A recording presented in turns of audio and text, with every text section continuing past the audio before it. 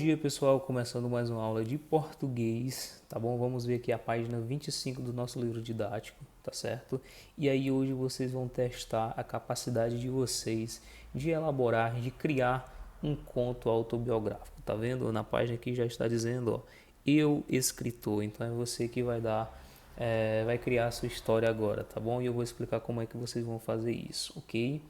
Ó, seguinte, na verdade é bem simples, tá, gente? A gente vai observar essas páginas aqui, essa página que tá dando todas as dicas de como a gente vai fazer, tá? Baseado naquilo que a gente estudou nas páginas anteriores, falando sobre autobiográficas, características, como é que se escreve, vocês vão tentar elaborar aqui, tá, o seu conto autobiográfico. Como é que a gente vai fazer isso? Preste atenção. Primeiro, a gente tem duas perguntinhas aqui para vocês pensarem um pouco, tá? Ó, você se lembra de uma história ou um acontecimento que vivenciou que pode se tornar um conto? Então é o seguinte, a primeira pergunta é para você lembrar se você já vivenciou, tá? Se você se lembra de uma história, um acontecimento que você vivenciou, ou seja, que você viu e viveu isso, tá? Que você viveu essa história, que pode se tornar um conto, pode se tornar uma história interessante, uma história que você participa, tá? Então puxa aí pela sua memória se você já vivenciou, ou seja, se você já viveu, presenciou alguma história que você tenha participado em que pode virar um conto, ou seja, tem que ser interessante, tá? Que elementos de ficção você acrescentaria a essa história para torná-la mais interessante? Ou seja, você precisa colocar, é, você precisa colocar aí elementos de ficção nessa sua história que é parcialmente verdadeira, ou seja, você viveu uma história, mas você vai colocar algo de ficção para que ela fique mais interessante, para que ela fique mais, tá? Mais interessante para o leitor ver, colocar. Então você vai puxar pela memória o que você poderia acrescentar de ficção nessa sua história que você venceu para que ela fique mais interessante um pouquinho, tá? E aí o que a gente vai fazer, tá? Ó, temos aqui a parte do planejamento, que é basicamente só o que a gente vai usar. Essa parte da avaliação era mais para a gente fazer em sala, não tem problema. Vocês vão pegar aí o caderno de português de você, tá? De vocês, uma folha em branco, tá bom? E aí vocês vão criar o seguinte, ó. Primeiro, que é o planejamento. Isso aqui é só para vocês terem uma base de como vocês vão fazer, tá, gente? Não é obrigado vocês fazerem todo esse passo a passo, não. Isso aqui é para vocês lerem e terem uma ideia de como vocês vão elaborar o conto de vocês, é para ajudar vocês, tá? Com base nas suas respostas às questões acima, escrevam um esboço do seu conto autobiográfico no caderno. Ou seja, um esboço é um rascunho, tá, gente? É aquela história que você faz mais ou menos de como ela deve ser. Depois você vai aperfeiçoar, tá? Lembre-se de que os contos têm um enredo constituído de uma situação inicial, um conflito, um clímax, um desfecho. Ó. Essa parte aqui não pode faltar, tá? Então, sua história ela tem que ter uma situação inicial, obviamente quando ela começa, tá? A situação inicial, geralmente, gente, vocês vão falar onde a história acontece, tá? Você vai conhecer o seu espaço, onde a história se passa, o tempo em que ela se passa, tá bom? Então, a situação inicial é, digamos, quando você está apresentando a história, tá? Onde é que ela se passou, em qual tempo ela se passou, enfim, é um começo, tá? Conflito. Conflito vem logo depois da situação inicial, tá? Que é o primeiro como a história começa a se enrolar, tá? Um conflito. O clímax é o ponto alto do conflito, tá, gente? É quando acontece um conflito, você vai desenvolvendo esse conflito e de repente tem um clímax, tem um ponto alto, ou seja, é o ponto mais interessante da história, aquele ponto em que todo mundo quer saber como é que vai se desfazer isso, como é que vai acontecer isso e como é que vai se desfazer. E o desfecho é justamente o desenrolar desse clímax, tá?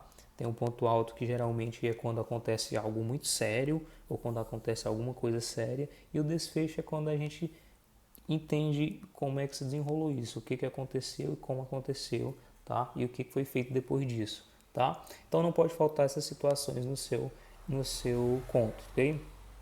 Verifique se o narrador é um personagem principal, ou seja, você que é o narrador personagem tem que ser um personagem principal, você tem que estar no meio da história, tá? Você vai narrar a sua história e participar dela, ok? Crie um título que chame a atenção do leitor, então você vai criar um título da sua história, óbvio, tá? Um título bem interessante, que é aquele título que quando você lê o título, você dá vontade de ler a história para saber o que acontece. Retorne à seção de Conhecendo o Gênero e verifique se o texto tem todas as características de um conto autobiográfico. Olha, isso que é interessante, ele está pedindo para você voltar algumas páginas aí atrás, que é aquela página que a gente faz Conhecendo o Gênero, né? Por que Conhecendo o Gênero? Porque lá vai ter, principalmente, como é que, por exemplo, é na página 17, tem lá Conhecendo o Gênero, tá? Então, eu sei que o título, ou, aliás, eu sei que o meu conto tem que ter um título, um enredo, tá? O narrador em primeira pessoa e participando, personagens fictícios e reais, tá? Tempo e espaço reais. Tudo isso, gente, tem na página 17. Eu estou lendo aqui a página 17, tá? Então, vocês podem olhar lá na página 16 e 17, que foi a atividade que a gente fez de Conhecendo o Gênero, para vocês saberem como é que se desenrola esse gênero. Algumas coisas que vocês não podem esquecer, tá? Ao final, digite o esboço no texto do computador. Essa parte não precisa, tá? Vocês não vão digitar em computador, não. Deixe no caderno mesmo, tá? E aí é só isso, gente. Essa revisão aqui é a parte que eu faço. Então, vocês vão me mandar uma fotinha, tá? Depois do seu conto feito aí, para mim poder ler, tá certo? Deixa para mim ver a sua história. Ok? E aí nós temos duas páginas do complementar também que a gente vai responder agora. Se não me engano é a página 6 e 7. Vamos lá. Ok, gente, aqui estamos no complementar na página 7. Na verdade a questão é a página 7 e 8, tá? Atividade que a gente vai responder da página 7 e 8, que é, gente, sobre o uso das palavras que indicam adição, oposição, tempo, causa, condição e finalidade que a gente estudou na semana passada, certo? Então vocês já sabem, eu já expliquei para vocês.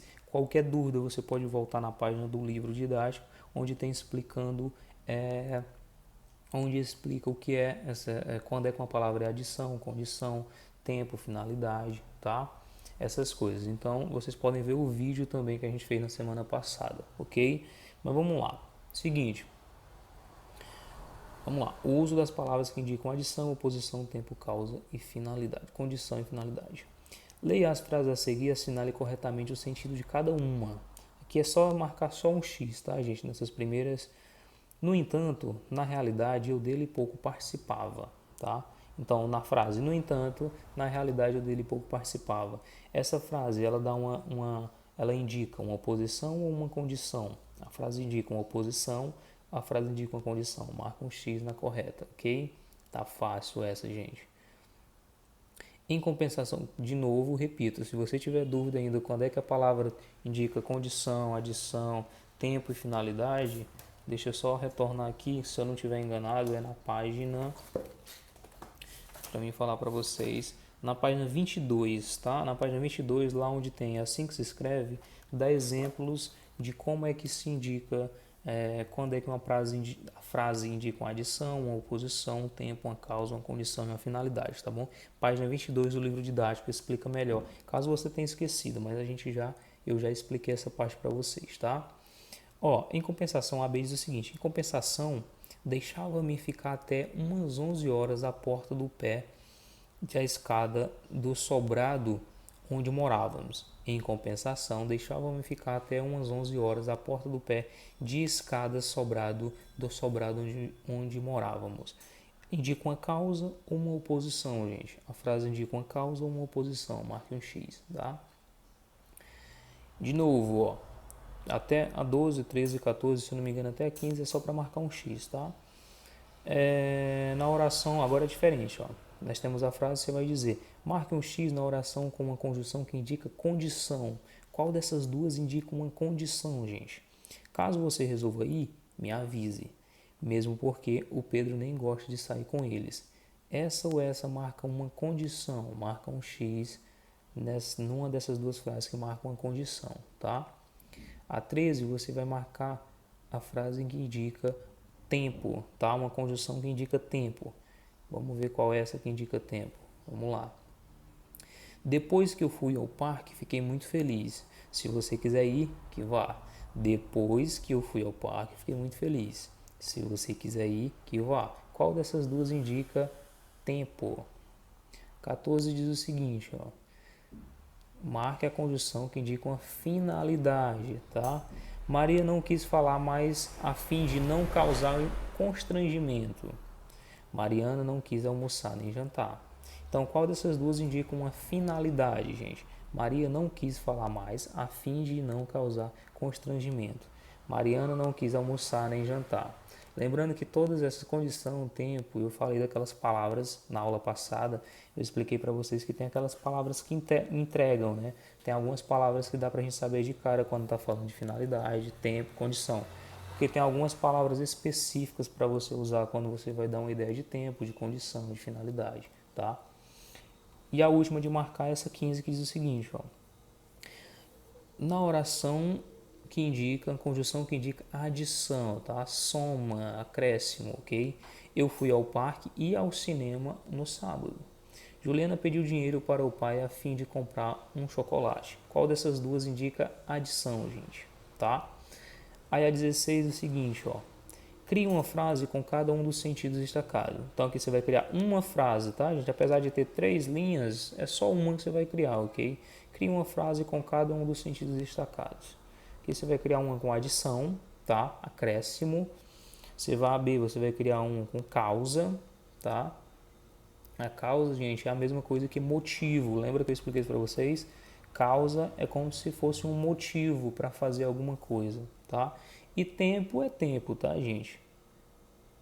Tempo é algo se referindo ao tempo, né? Depois que aconteceu algo, antes que aconteceu algo, enfim, uma vez que aconteceu alguma coisa, era uma vez que aconteceu alguma coisa, enfim, tem que se referir a tempo, seja ele passado ou futuro, tá? Ou presente, não importa, tem que se referir ao tempo. A 17. Escreva o sentido da conjunção destacada na frase. É só para você dizer justamente finalidade, tempo, causa, adição, você vai colocar o nome aqui, tá? Então nós já temos as palavras destacadas. Uma vez meu pai contou uma história de terror muito assustadora. Então esse uma vez que está destacado, ele indica tempo, causa, finalidade, adição, oposição. Então você vai colocar aqui o que é que ele indica, tá? Vai colocar só a palavrinha tempo, finalidade, causa, oposição e por aí. A 18 diz o seguinte, ó, forme uma frase com a locução conjuntiva já que. Você vai criar uma frase usando esse já que. Lembra que na semana passada a gente criou as frases usando isso, então você pode até pegar como exemplo que você já criou lá no livro didático, tá? Já que. Qual é o sentido da locução conjuntiva da atividade anterior? Ou seja, essa locução aqui. Lembra que locução conjuntiva é quando a gente tem duas palavras, certo? São duas palavras, já que. Então, qual é o sentido da locução conjuntiva da atividade anterior? Qual é o sentido que ela tem, tá? Você vai dizer aí se é uma finalidade, se é um tempo, se é uma causa, se é uma adição, uma oposição, é só para você dizer isso, ok? Moleza, gente. Então essas duas páginas que vocês vão fazer, certo? E a gente vê na aula ao vivo para tirar as dúvidas. Tchau, tchau. Até lá.